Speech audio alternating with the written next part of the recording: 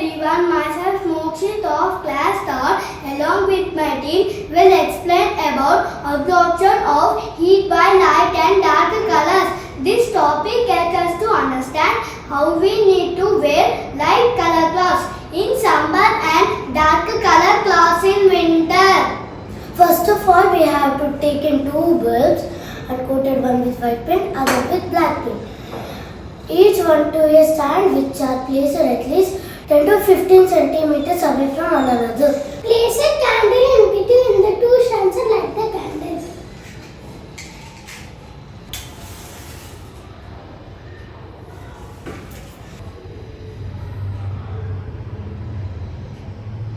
After 10 to 15 minutes, we can see that the bulb with the black color has gained more temperature.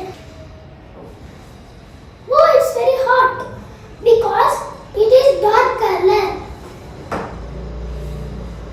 It is not hot because it is light color.